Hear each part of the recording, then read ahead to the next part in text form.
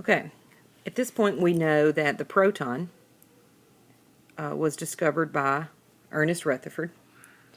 And Rutherford discovered the proton from his gold foil experiment.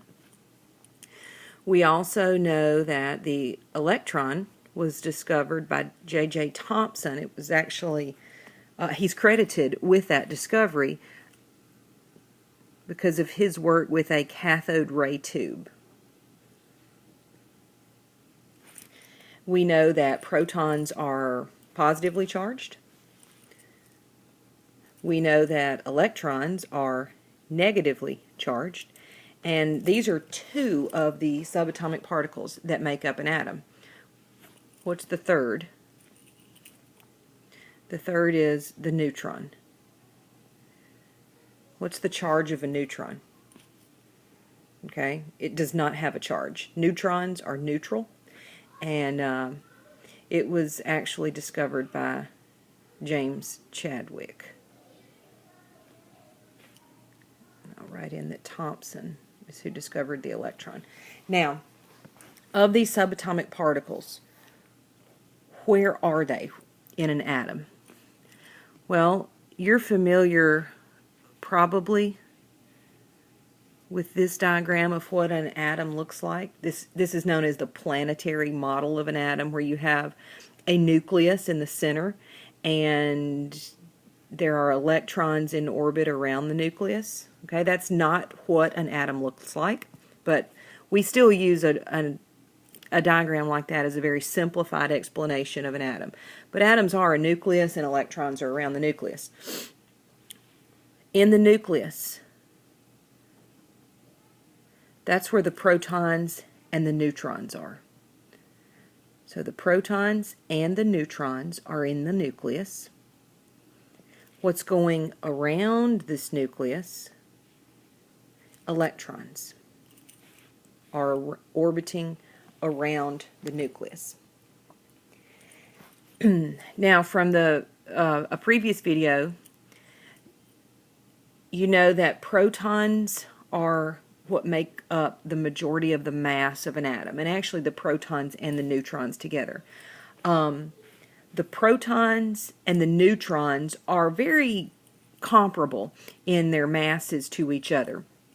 And protons and neutrons, it would take an electron's mass, you would have to multiply that by about 1,780 to bring it up to be the same mass as a proton or the same mass as a neutron.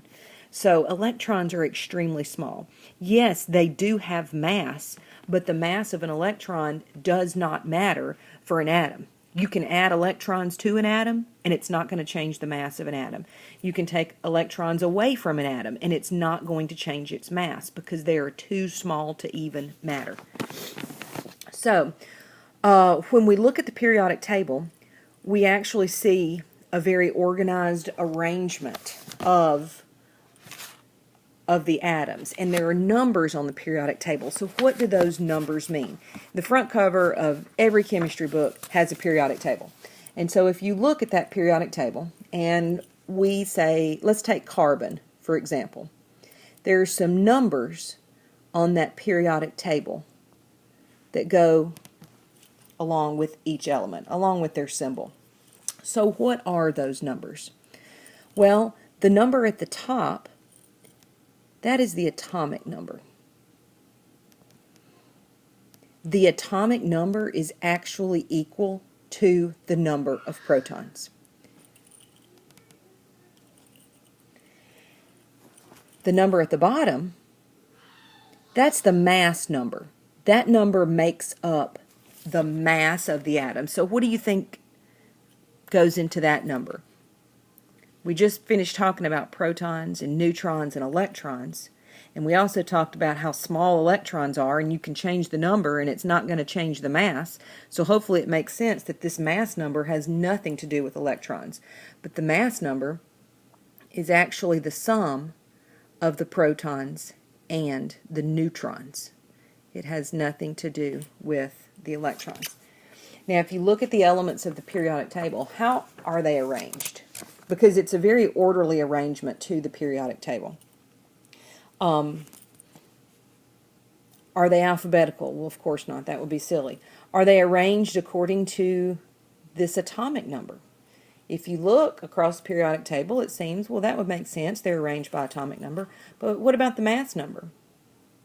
Are they arranged according to mass number? If you start with hydrogen, it's 1.008, and then helium goes up to 4, lithium goes up, beryllium, etc. Maybe it's arranged by both, the atomic number and the mass number. Well, the correct answer is that the periodic table is arranged according to atomic number.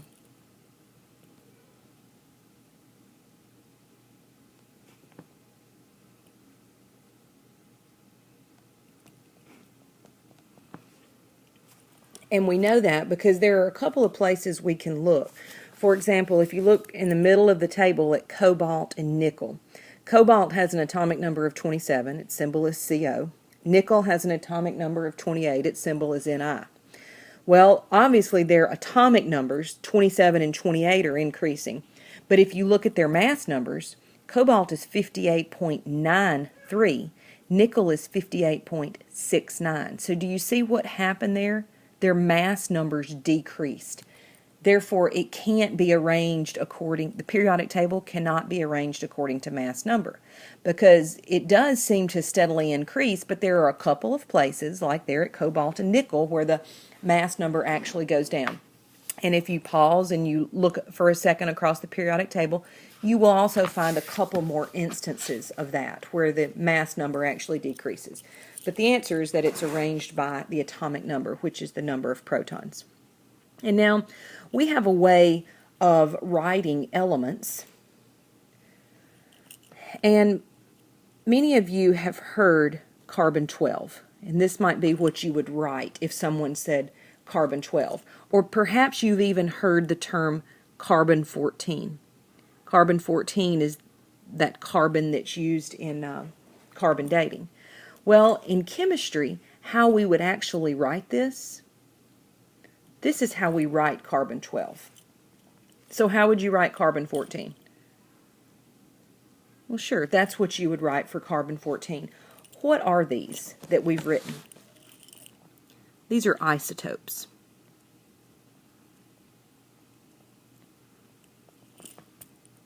So what are isotopes? Isotopes are atoms of the same element, that differ in their number of neutrons. So these two isotopes of carbon, for example, carbon-12 and carbon-14, well, they're obviously both carbon, but they differ in their number of neutrons, not their number of protons and not their number of electrons. We'll learn later that differing in number of electrons, there's another name for that. But these differ in their number of neutrons. Well, how is that? Carbon-12. How many protons does carbon-12 have? It has 6 protons. How did I know that? Where did I come up with 6? Well, if you look at the periodic table, the atomic number for carbon is 6. That atomic number tells us the number of protons. Carbon always has 6 protons. If you look at the periodic table and I ask for phosphorus, the symbol is P. Phosphorus always has 15 protons. Boron always has 5. Hydrogen always has 1. The atomic number tells you the number of protons. You can never change the number of protons without changing the identity of the element. So carbon-12 has 6 protons. How many protons does carbon-14 have? Well, it also has 6, and I know that because it's carbon. All carbons have 6 protons. How many neutrons does carbon-12 have? This 12 is the mass number, and we just said that the mass number is the protons and the neutrons. So if 12 is the protons and the neutrons, and we know it has 6 protons, then 12 minus 6 tells us it must have 6 neutrons. So how many neutrons would carbon-14 have? Again, 14 tells us that it has 14 protons and neutrons. We know that it has 6 protons, so therefore there must be 8 neutrons. Another isotope, phosphorus 32. If I said phosphorus 32, what would you write? Well, hopefully you would write that. And sometimes that's actually referred to as P32. Could you tell me how many protons and how many neutrons P32 has? I know the protons by looking at the periodic table. Phosphorus has an atomic number of 15, so it has 15 protons. If 32 is the total of the protons and neutrons, then when I say 32 minus 15, I know it would have 17 neutrons. What about uranium-235?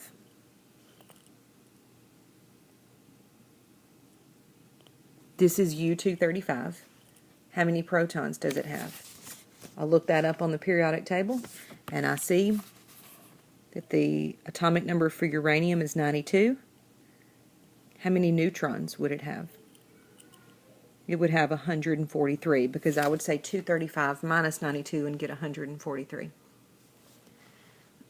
Okay, now what we have not done at this point excuse me, is look at the number of electrons. What would you do to determine the number of electrons? Well, this number, P32, has nothing to do with electrons right now. How we determine electrons is we look at the charge. Does P32, is written right here, does it have a charge? The answer is no.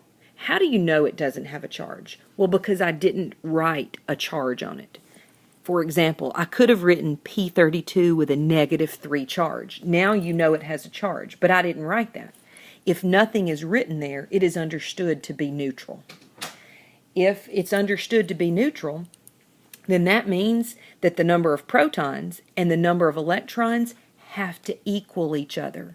Because we said earlier, protons are positive, electrons are negative, and if the number of those equal each other, then it's neutral.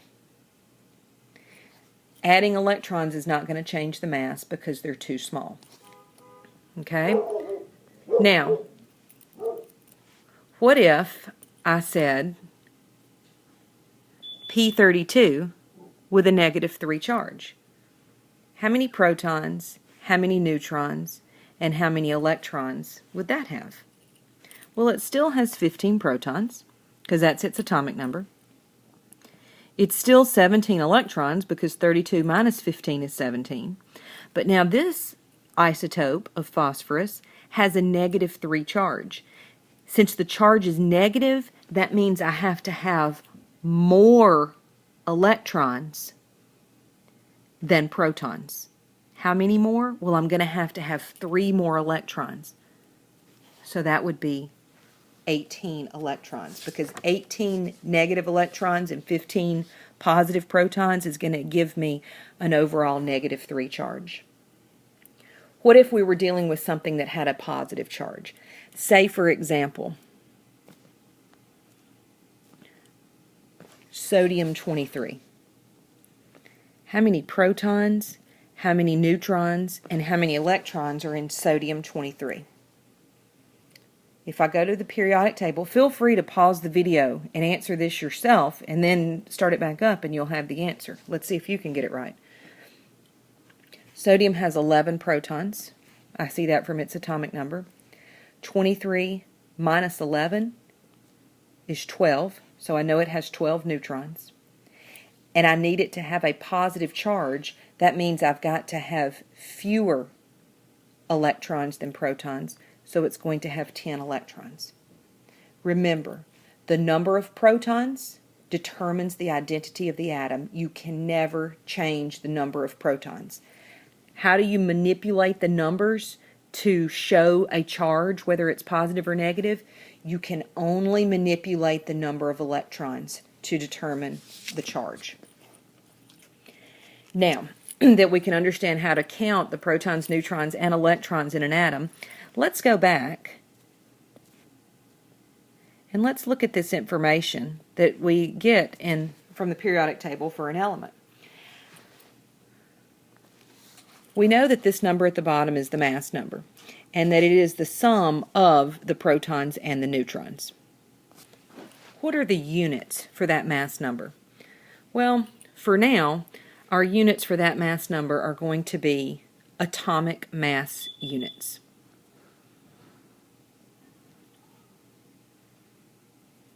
An atomic mass unit is abbreviated an AMU. So in other words, a single atom of carbon would be 12.01 AMUs. Now, if carbon-12 has an exact mass of 12 AMUs, and if carbon-14 has an exact mass of 14 AMUs, why on the periodic table does it list the number as 12.01? Well, that number is an average based on the percent abundance of each atom, of each type of atom, of each isotope. So, in other words, of all the carbon in the world, a certain percent of that carbon is carbon-12, and a certain percent of that carbon is carbon-14. Which do you think is more abundant? Do you think carbon-12 is more abundant, or is carbon-14 more abundant? Maybe you're not sure how to answer that question. Well, I would guess that carbon-12 is more abundant. Why would I guess that? Well, because this average is closer to 12.